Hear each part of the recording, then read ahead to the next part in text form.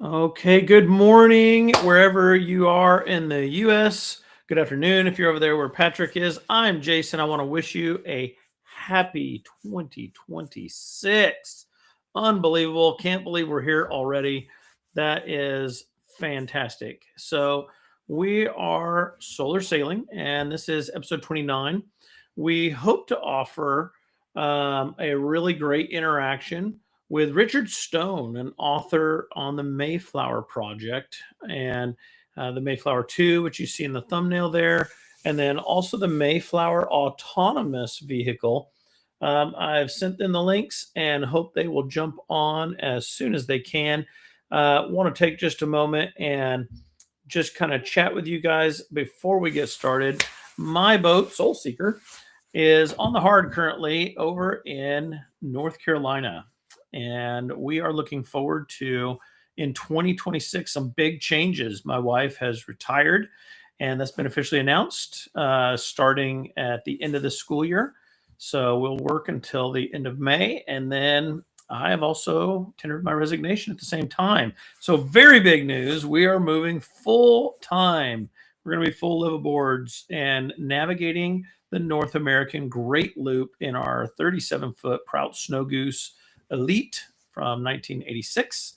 That has been, well, Patrick has scolded me, and he has told me that my typical statement that it's been demasted is not accurate, and it actually triggers some folks. So I'll just say the mast has been removed. And we did that on purpose, by choice, because we've converted it to a solar electric vessel. And so here we are, and Patrick will jump in here in a moment, but we've got Richard who's jumping in, and let me be the first to welcome you. Hello, Richard. How are you today? Happy New Year, sir. Happy New Year. We made it. We made it. Can you believe this is 2026? It is pretty hard to imagine, but you can't. Guess what? You can't stop time. That's the news. You can't. As much. Maybe I want to try. Let me move this around so I can look at you guys. There we go. How's that? That's fantastic. So I was just welcoming our viewers, and so chatting with them a little bit about my project, and we were kind of leading into your project. But let's give Patrick, our co-host here, just a chance to say hello and share a little bit about his boat, Electra, and we'll jump over to Richard, and the rest will be all about the Mayflower too. That's great. I have a quick question too. Audio only or audio and video? So that's the interesting thing. We have audio and video. We'll do video today on YouTube, and I'll provide that link, for you to download, use however you'd like. But then also we do audio on Apple Music. We do Amazon Podcast. We do all the streaming as well with audio only. So it's kind of both worlds. Good. Patrick, let's hear a little bit about Electra and your plans for 2026. Yes, Electra is a 1976 Cadillac 9M. When I bought it, the two diesels were seized, so I ripped those out, and now it's a fully electric boat. I've got two, just like yours, Jason, two Navy 6.0 e-propulsion motors, 3,200 watts of solar, and I've still got a mast and sails, which I use about 5% of the time, but otherwise it is a purely electric boat, and we were able to do a couple of thousand miles last year just on electric. That's great. I hear a little feedback or echo from you. Is that my side or your side? So it may be our sides, and what we'll try and do is be good about muting when we're not talking. That should help quite a bit. Guys, it's okay. It's your show. No, it's fine, because it's something you want to manage, maybe. Yeah, that echo is a good time. We've got echo cancellation on, so Restream's been good for us so far, but very well could be that. I will jump in and say that here is our, every week we kind of put this up there as just a reminder, since we are DIY and we are adventurous in a way, we don't want to imply or suggest that we're providing any guarantee or warranty on the things that we're sharing. They are our passion projects and strictly inspiration material for those who are watching. But if you are watching and you want to provide your comments, we will definitely do our best to showcase those and even if applicable, have Richard speak to those. He's very good with that as well, from what we've interacted with. But Richard, without any further ado, let's dive in a little bit and hear about you, your projects, both of them, and what your exciting developments are with this Mayflower autonomous vehicle is what I really want to get to, but I'm eager to hear about the Mayflower 2 as well. So without any further ado, take it from here. Well, gentlemen, thanks. And again, Happy New Year. So this Mayflower Autonomous Ship, as with the ship that I wrote about, which is a replica of the 1620 craft that brought the Pilgrims here, both of those are connected because they're, in theory, powered by things in nature, either wind or the sun. So if you look at those as unique in this modern age where most things are powered by fuel oil and things of that sort, the autonomous ship was pretty interesting because when they came up with the idea to do the project, it was heading into the 400th anniversary of the 1620 crossing of an old wooden merchant ship called Mayflower. That had no electricity back then to propel it, no motor. And in 1957, when they crossed again, it also had no motor. All they had was the wind. One of the nice things about solar, to the extent that that energy source is used to drive a shaft and a propeller, you're not going to be becalmed at sea. So anyone listening to this or watching who's a sailor knows that most of those ships today carry an auxiliary motor. So if they're becalmed and they're stuck in the middle of nowhere, they at least can turn on the motor and get out of there. One of the interesting things about the 1957 voyage is that it had no such additional propulsion source. So when the wind died, the motion died, and they were just stuck there. Now, if I can interject real quick, Richard, the voyage you're talking about was the Mayflower 2, which was a replica, if I understand it, of the original Mayflower. Is that right? That's correct. So the notion to build that ship, so it was built in 1950, sailed in 1957. The guys who were behind it, British war veterans, actually, guys that had been served with Britain's most renowned generals. One was Bernard Montgomery in North Africa, who was there before General Patton with all his tanks. Monty took on the Germans' greatest field commander, General Rommel, the Desert Fox, and it was quite a battle. And Rommel was pounding the pants off of Monty until the arrival of U.S. Sherman tanks, which they got there before we got there. Someone on Monty's staff watched this and thought, later on, he thought, without the U.S., the war may have had a very different outcome, because after working on Monty's staff, this guy went to the Pacific and was on the staff of England's most renowned admiral out there, a guy named Lord Louis Mountbatten, who was actually Queen Elizabeth II's cousin via her husband. And so they thought, wow, the Brits should do something to thank America for what it's done to save the world from tyranny. And as they thought about that, they thought, well, what can we, as little Britain, I mean, we're still suffering the ravages of the war, the after effects of it. What in the world could we possibly give the richest nation on earth as a thank you gift? I mean, look what the French did. The French gave them the Statue of Liberty. What have we ever done? We've given them a couple of briar pipes and maybe a tweed coat. Maybe we should give them a piece of their lost history, something that money can't buy.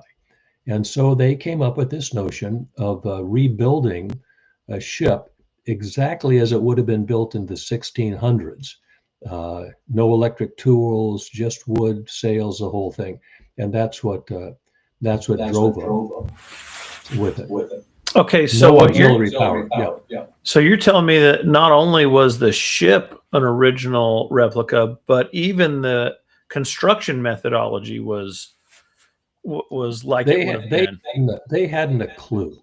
So, you think about the ship, and who gives a hoot about the ship, right? It's really just a piece of wood sitting in water. But when they decided to do it,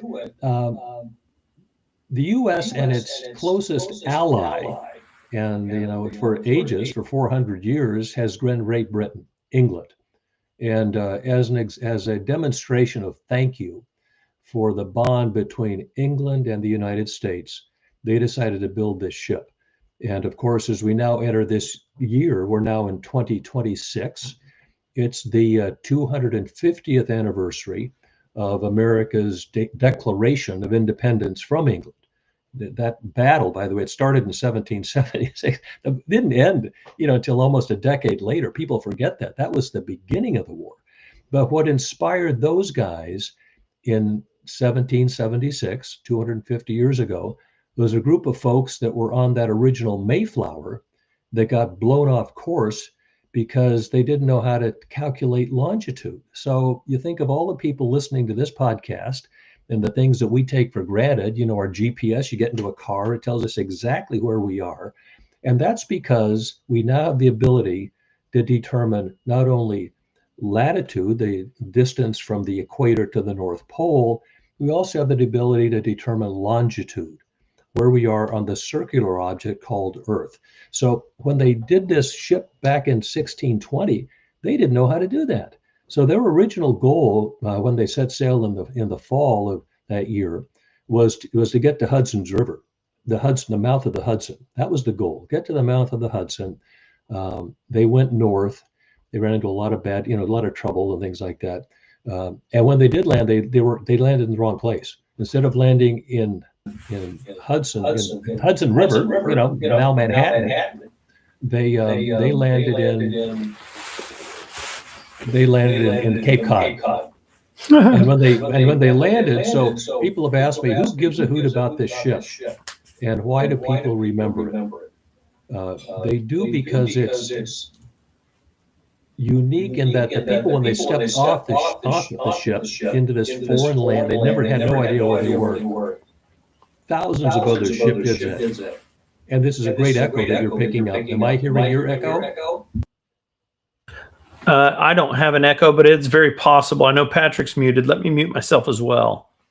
It's okay, but there's a production thing. So the same sorts of things. How do you mute an echo? How do you do navigation correctly? So, but what the guys did on this ship, what makes this Mayflower the prequel to what we're going to be doing on July 4th of this year, is that they stepped off the ship with their quills drawn rather than swords. So every other ship, the guys, it's unknown. I don't know if I'm maybe getting attacked, better have my knife out, my sword out. These guys knew they were lost. And they said, before we step ashore, let's agree to disagree. And where they were at the time, people kind of forget what the time was back then. Again, they didn't know how to do longitude. So that tells you it's pretty long ago. There was a king who liked being king, but he didn't like people criticizing him. So if you dared to criticize the king, it was considered sedition, punishable by death. So when these, what it was now, 41 guys signed this compact, this document, they knew that if the king got wind of it, they would lose life and limb. Ironically, or not ironically, but as looking forward, we know that when the men signed that Declaration of Independence, they were also declaring, they were risking life, limb, all their valuables for this. Anyway, that's where the ship got put together with this. The similarity between that voyage and solar sailing today is that people are looking for new ways to advance into the future. So back then, 1620, a little over 100 years after they realized the world wasn't flat.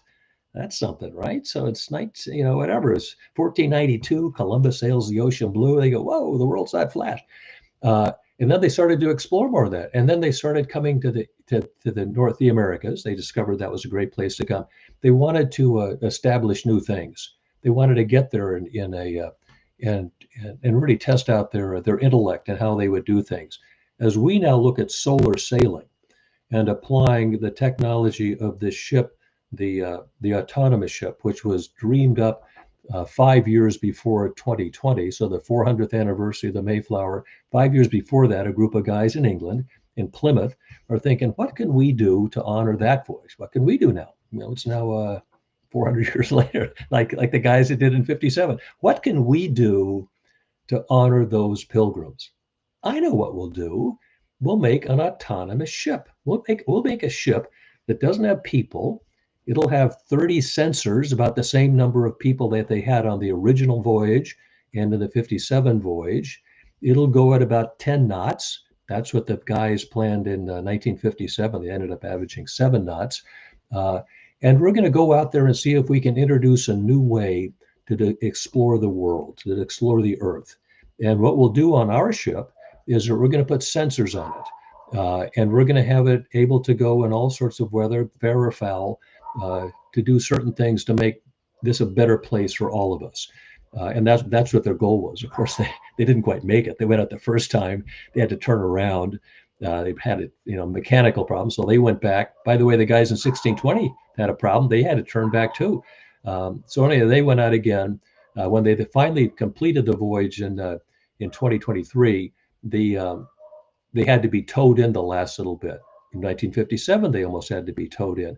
So there's similarities between the autonomous ship voyage, the 1620 voyage, and the 1957 voyage, but it was all driven by man's desire to find a better way to navigate the seas and find new, things out there. And so solar sailing, the whole concept of being able to stay on the ocean or water pretty much indefinitely until the mechanical problem breaks down. If you can use solar power to do that, that's pretty remarkable and a great thing that I think drives probably a lot of your listeners to tune into this. How do I put the little solar cell on top of this to make it work? For the autonomous ship, what they did, they had lithium-ion batteries, so they would use the solar to recharge those batteries. So you think about Tesla and people that have combos of electric and other powered cars. That's the same sort of thing they were doing for them as well. That is fantastic stuff. Now, I'm hoping that my echo maybe is adjusted. I'm testing that. But I want to also share, look at the thumbnail here. I think it's good for our folks to see. Right. It's pretty cool. Yes. That's it. That's a little guy. It came over and ended up parking next to the Mayflower 2 in Plymouth, Massachusetts. That is the image of it. Pretty remarkable, right? It's a trimaran, which you guys, from your other podcasts that you've done, trimarans are pretty cool. They're stable, so it helps with the stability of it. So they had this trimaran that had a composite hull with it. You see the rigging above it where they could, it looks like a man, because there's no man up there, but they could put a little sail towards the back of it. You see the radar contraption there and whatnot. But that was the concept. It's kind of interesting when you think of what's happened with that design. Imagine what designs the Ukrainians are using when they now send out an autonomous ship to hit a whatever it might be, another ship or a bridge. Yeah. So people are using this autonomous naval technology pretty inventively.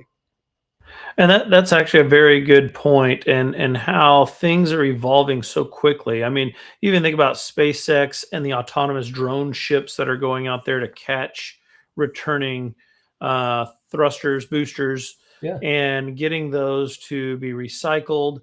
That's fascinating stuff. I mean, that's not been around forever, and all because of electric driven and solar electric driven with the Mayflower autonomous vehicle. It's just mind-boggling to really go right out there. Patrick, any thoughts on what Richard shared and some of the concepts that we're talking about here? To be honest, I love the look of the little trimaran that you've got over there. It's a very beautiful boat, and I know trimarans are supposed to be hugely efficient as well. It looks like it really slices through the water It's really a great nice and design. I mean, the whole design on that is fabulous with it. And they got a great, I forget the name of the company that did it, but they got someone that really knew whole design and with that. Do you have any of the specs, sort of how much battery it's got, how much solar it's got, that sort of thing?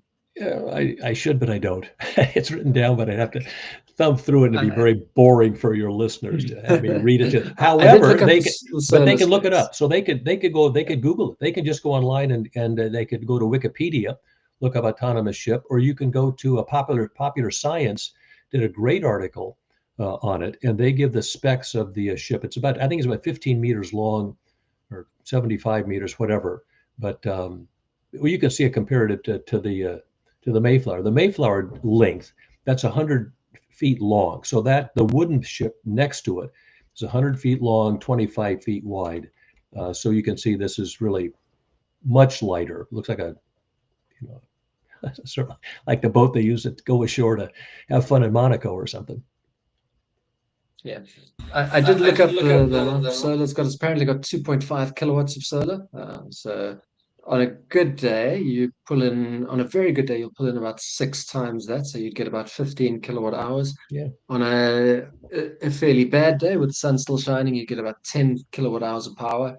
But typically in summer, you'd end up between those two. So the interesting thing about an electric boat is the minute the incoming solar exceeds your daily sort of standard loads, your instruments and that sort of thing, you do have an unlimited range. It's the amount of excess solar you've got determines the speed of that you'll be able to do forever. But it doesn't take a lot to move a boat slowly enough. So that's one of the great things about solar electrics is the boats are so efficient that a very small amount of power and you're moving. You're not going to stay in one place forever. Even if you're only doing 2-3 knots or so, you are getting somewhere. Right. And what makes me think of this is you have to think of the currents. So imagine people, water is a fluid like air is a fluid. So imagine the time it takes to fly to the west coast of the United States. I have headwinds, and I know I'm coming east, it goes faster because I have tailwinds. So similarly, when they took this voyage in 57, even when they were becalmed, they would still make progress because of the currents. So, I'm now thinking if I'm on a solar powered adventure, I want to be very knowledgeable with charts about the tidal flows and things like that. So I can basically ride the wave, thinking of, surfing and whatnot, however you want to propel yourself with the waves. But currents become important with this. So I would think with the solar efficiency, as you were just describing that. Yeah, absolutely. Yeah. The one interesting stat I saw is that the boat has a top speed of just over 20 knots, which is motorboat speed, basically. Amazing, right? I think that'd be with I'd say that's with the wind behind them and with the current in the right way. If they're saying the specs are 10 knots and you're now going 20, you're saying, well, this is pretty good. I love that. And I really think about the future of boating. And I do believe that solar is a dominant part of the future of boating. We've talked about that frequently here on the show. And one young man out in the Nordic area, and he's coming down into France right now, has designed his own boat. He's True North Yachts. And his is very efficient, very lightweight. And it makes me wonder about the Mayflower Autonomous Project. What's the weight on that thing? It's got to be ultra light. It'd be very light. Yes. I mean, basically the weight of the battery and the hull is what you have. So again, I don't know the exact weight of it, but I know it was lighter than the ship sitting next to it. So in the thumbnail, that sucker weighs about 180 tons. Well, don't get Patrick Mackay started on that because he says friends don't let friends put wood on their boats. Well, no, you can put one in your boat, you just not below the waterline. Well, you're exactly right because it rots. So a big problem is that you're exactly right. That's why they don't make wooden-hulled ships anymore. Time ravages on, and because we're now in the solar age, and all hulls are basically made with fiberglass, if recreational or steel, but wood just is not used. And because of that, the materials and the craftsmanship to make it work also are not there. So it's much more expensive to maintain a wooden craft than a fiberglass or steel hulled ship. I agree with you.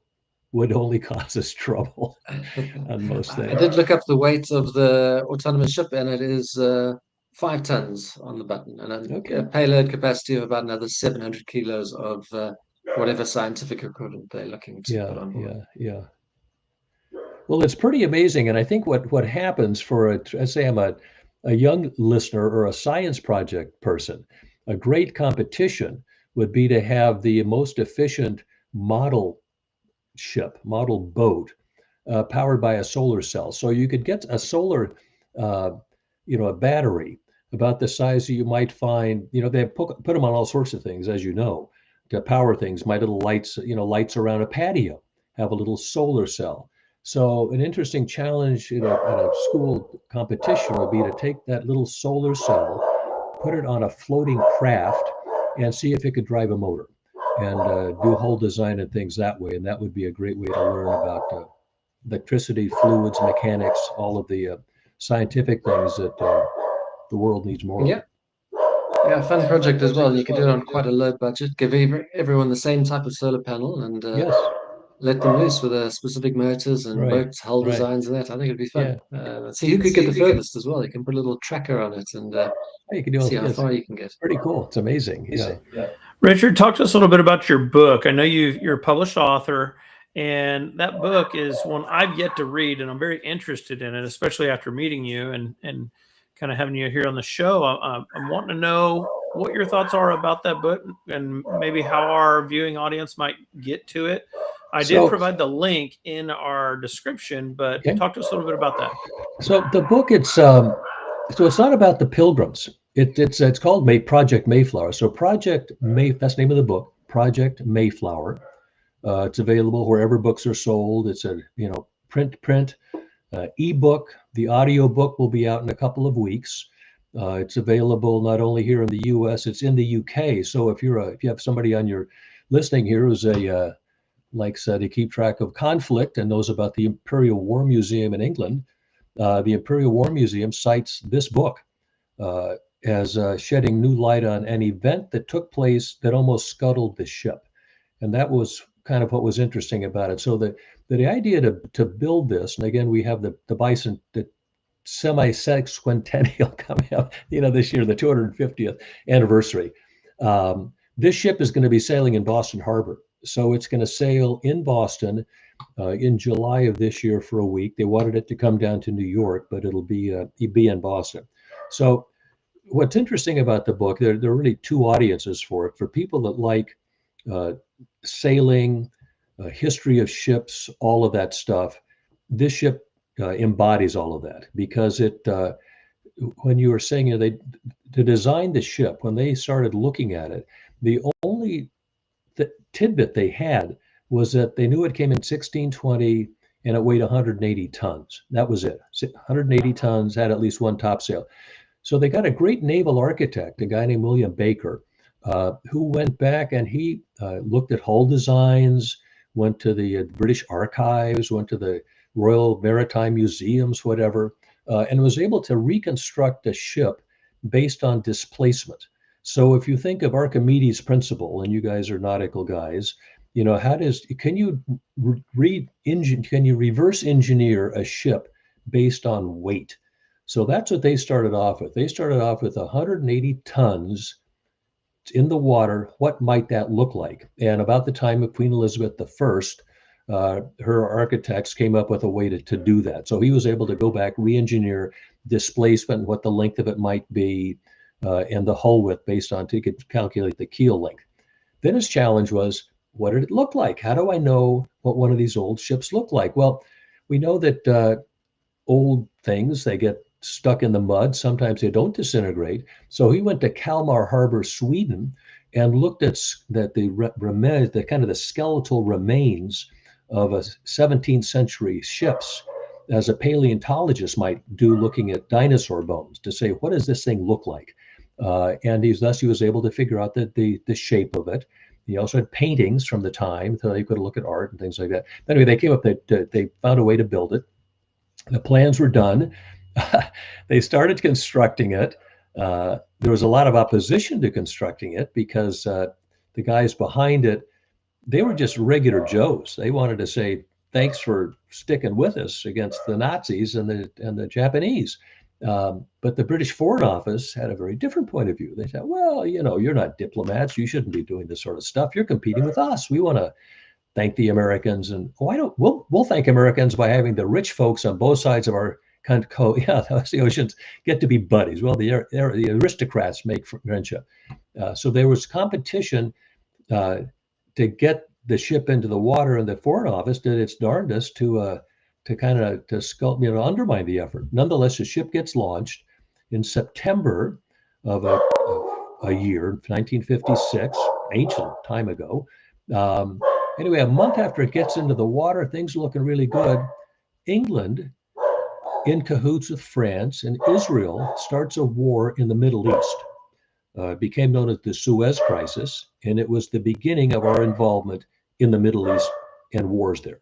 A month later, the Soviets are watching what's happening in the Middle East, and they're going, well, France and England, they're attacking their neighbor. They're just taking what they want. I'm going to do the same thing. I'm going to go in and take Hungary.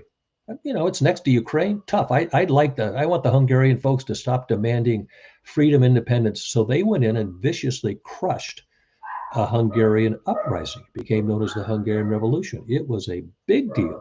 Things kind of like headlines today, right? Anyway, all of this was going on. The U.S. and the British governments had a tremendous falling out, and they were looking for some way to show unity between the two nations, between England and the United States. And the Foreign Office guys who had been opposed to this suddenly realized, that wooden boat that they're building down in Brixham's down by Plymouth, southern England, near that. That's where the guys left to do the D-Day. They left from southern England. They left from that port to attack the Nazis and D-Day. Anyway, they said, why don't we use the ship we're building down there for diplomatic purposes? Doesn't cost us any money. And the people designing it, they thought, well, this is probably a pretty good idea because I don't have to speak English to understand the symbolism of this. I'm going to see an old wooden ship powered by nothing but goodwill and the wind demonstrate unity between the United States and Great Britain. And in fact, that did happen. When the ship finally arrived, it gets into Massachusetts, big celebration. 2 weeks later, it goes down to New York. And in New York, it goes into New York Harbor. I'm going to hold up a copy of my book here. So this image that you see, I'll hold it back a little bit, right? That image, when I first saw that, I thought that was a fake. I thought that was a Photoshop. Wow, that's awesome with the high rises in the background. That's great. You bet. That's the skyline. That's a Navy blimp. It looks like, I'm thinking, whoa, this is a Photoshop. What's going on here? Well, it turns out it wasn't a Photoshop. It was taken by National Geographic's most renowned photographer of the era, a guy named B. Anthony Stewart. Jack Kennedy, future President Kennedy, was so captivated by this voyage and that ship that 2 days later, he read the entire Declaration of Independence on WQXR radio in New York. And a few years after that, people went to him and they said, well, these ships, people seem to like tall ships. We should why don't we have a celebration? We're going to organize something that'll have tall ships. We're going to call it Operation Sail. What do you think about it? And Jack Kennedy said, I love it. It's a fabulous idea. I would love to have tall ships coming into New York. I'd really like the USS Constitution to be there. Couldn't come down. But he really loved the idea.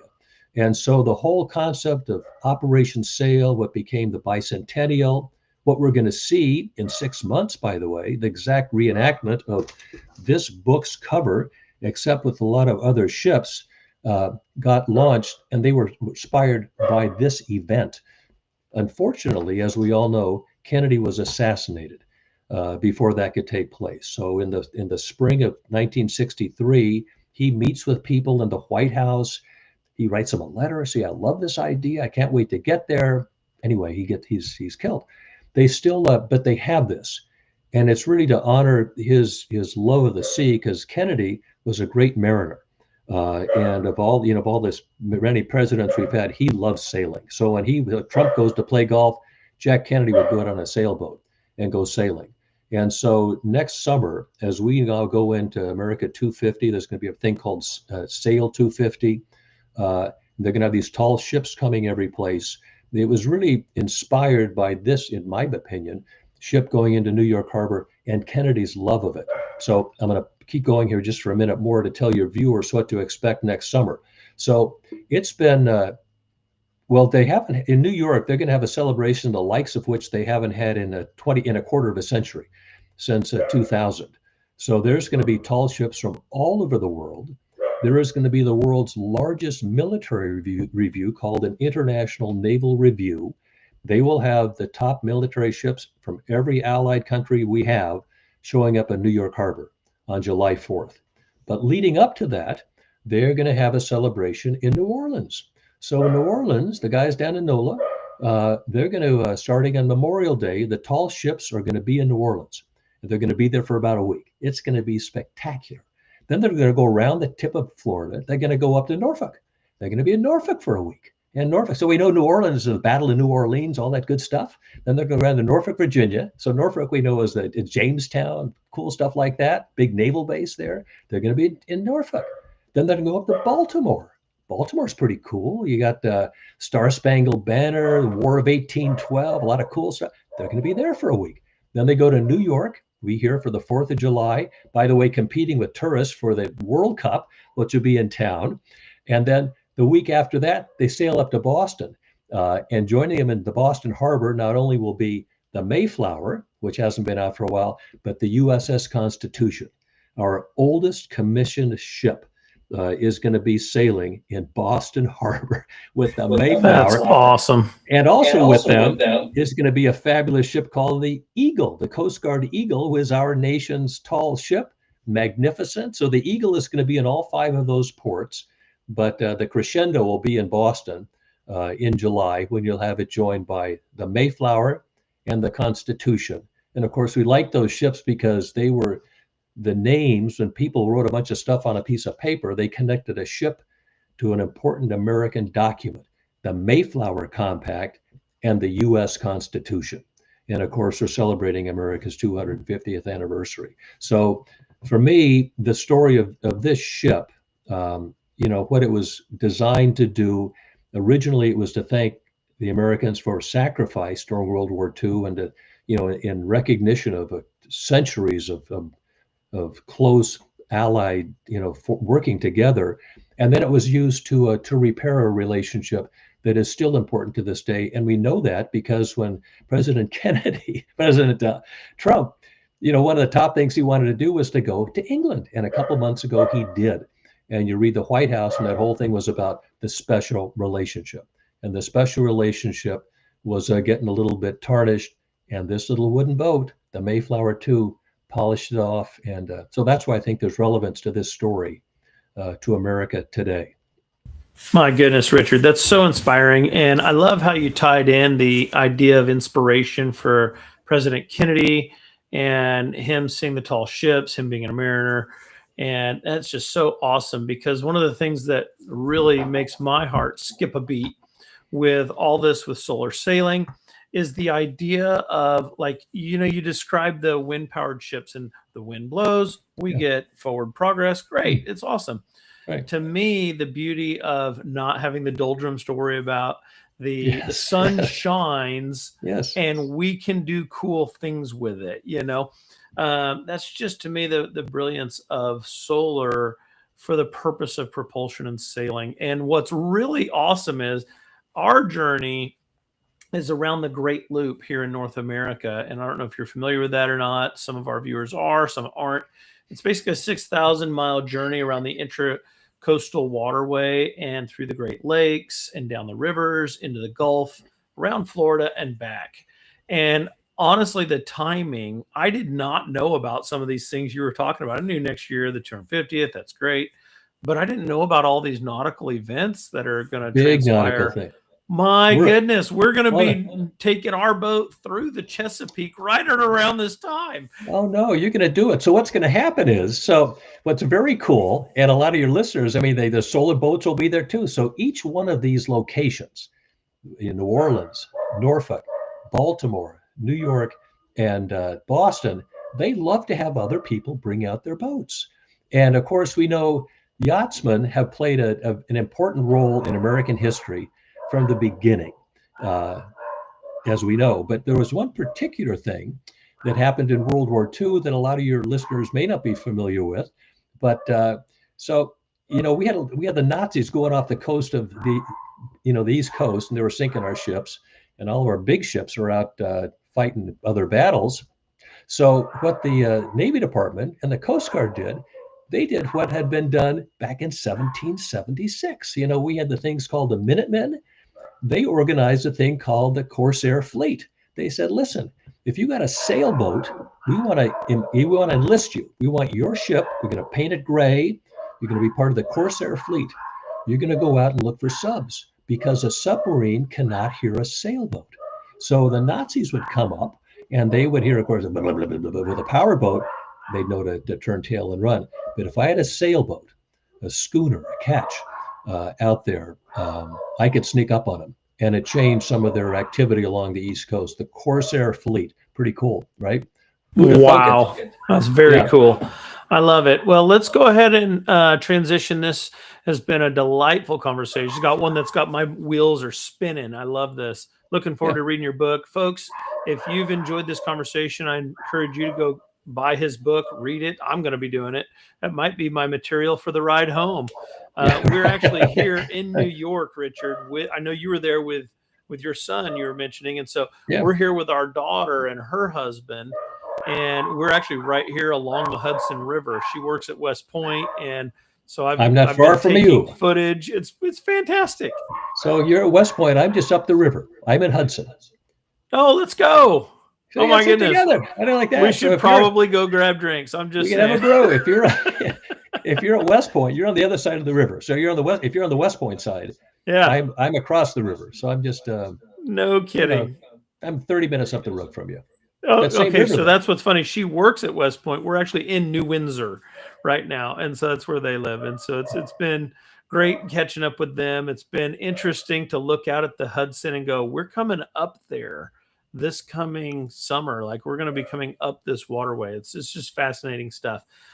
We always end our episodes with big takeaways or inspirations or something like that, just as a way to kind of wrap up in a way of what we've learned. And for me, I just want to say thank you because one, learning about all of these maritime events that are going to be happening is new news for me. I have homework to do.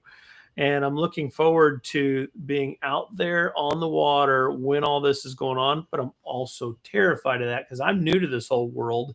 And the idea of these big ships being around, I'm like, okay, how do I stay out of their way? Yeah. That's going to be what I want to do. But it's been a delight. I look forward to the future of boating and how solar is going to unlock even more. It's just so exciting as we enter this new year of what things are to come. Well, let's think about one thing to end on. So solar and the little panel that I was describing to light up your patio. So let's say you're on your boat, you happen to bump into a gigantic boat, and you're thrown into you're thrown into the water. You want to have the light on your life jacket, perhaps powered by solar. So you're now out there. You don't have to worry about the battery getting wet. Yeah. You figure out a way that it's going to keep beeping and telling people where you are. So the solar sailing comes down to the most important person on the ship, the human. I love it. Let's keep the captain and passengers afloat and well. And should they go into the drink, let's give them a life vest that has some solar capability. Oh my gosh, West Marine, you heard it here. Richard Stone's coming for your bottom line. That's it, Put man. that out there. We need it. Patrick, what are your thoughts? What are your inspiration? What's going through your head there, brother? Well, I mean, you've got a really impressive boat like the Mayflower Autonomous Ship going around the world, and it's not bumping into anything, and it's navigating properly. And I know one of the things it's got is 6 cameras on board with AI watching in all directions to make sure nothing happens. And what typically happens is things that start out cutting edge eventually filter down into the rest of the world. So I'm hoping that at some point in the future, I'll be able to spend just a few $100s or so and put something like that on my boat as well, so that if there's a container floating in the ocean or something like that that I miss, then it doesn't cause me to have a bit of an impact. So I'm looking forward to that. I think the technology is exciting, and hopefully it filters down to the rest of us. Pretty cool. So Patrick, whereabouts are you? I'm in Hudson, and Jason's a little down the river from you. Where about you? I'm miles away in Lisbon, in Portugal, and enjoying the winter here. I get back on board my boat in March, and then we go cruising again in April in Greece. And of course, Portugal has a great tall ship called the Sagres, which you're probably aware of. So the Sagres is the sister ship of the U.S. Coast Guard's Eagle. How do you Okay. like that? The Something, same ship, and they were yeah, basically identical, built in the same shipyard, Hamburg, Germany, 1936. But your yeah. ship, the Sagres, its sails have great, I guess I want to call it a Spanish cross or some kind of a red a cross mark on all the sails. A fabulous ship, and people love Okay. that. Congratulations. Worth going to go and check out. Yeah. So I'm actually from South Africa, and the Portuguese were the first to sort of make it around that side of the continent as well. So a big nautical history linking the countries around here as well. Absolutely. And one of the guys on the Mayflower too worked on the General Botha, the ship, your version of Okay. the Mayflower, as I recall, for South Africa, still there. Anyway, a lot of United Kingdom folks on the Mayflower too. How do you like that? Okay. Very interesting to know. That's so awesome. Well, I want to just go ahead and conclude this episode by saying thank you to everyone for watching.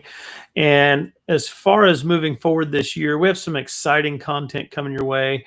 Go back and look at the previous 28, 29 episodes. The topics are so varied and will help you with a variety of things from sail kites to anything and everything you can imagine in the nautical world. And as we get into 2026, we're going to have a lot of exciting new content coming your way, especially as we get into summer. Patrick's going to be aboard Electra. We're planning to be aboard Soul Seeker. And Aaron, who wasn't able to join us today because he had a family event to go and enjoy, but he is even anticipating to have his big 65-foot catamaran splash down in Florida. And so Wow. there's going to be a lot of in situation, on location kind of content coming your way as well. So follow and subscribe to all three channels. Connect with Richard Stone's content as well. And I want to say Happy New Year to you all. I hope whatever project you're working on, that is just smooth sailing and happiness along the way. Of course, it's hard work. It always is, but it's worth it in the end. Have a blast. And with that, I'll turn it over to Patrick, who always concludes our episodes with his most amazing and charming accent that no American can really replicate. Richard, buckle up. It's the best thing on TV. You say the weirdest things. Thanks for watching. I love it.